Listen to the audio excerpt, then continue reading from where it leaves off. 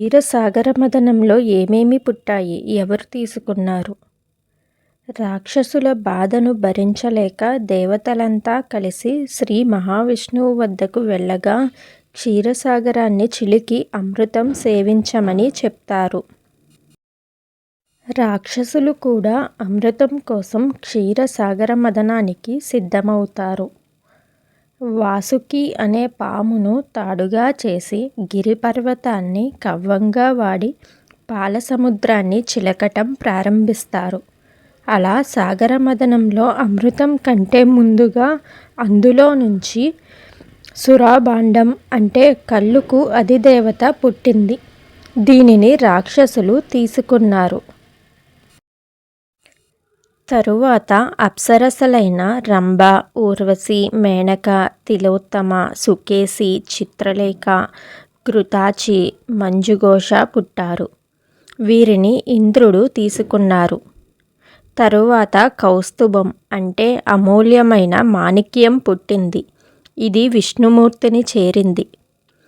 తరువాత ఉచ్చైశ్రవము అనే 7 తలల దేవతాశ్వం గుర్రం పుట్టింది.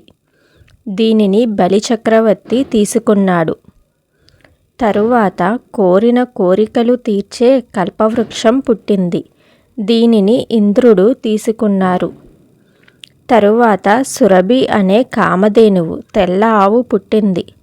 దీనిని దేవమునులు తీసుకున్నారు. తరువాత ఐరావతం అంటే తెల్లని ఏనుగు వచ్చింది.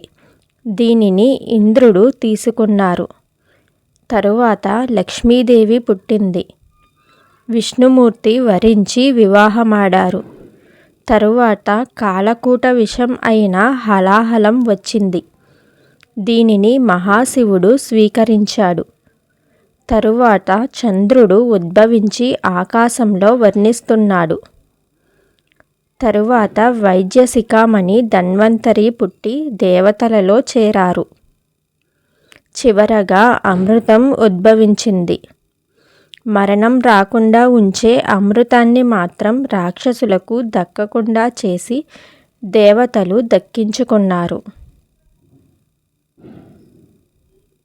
వీడియో నచ్చినట్లయితే లైక్ చేసి కామెంట్ చేయండి.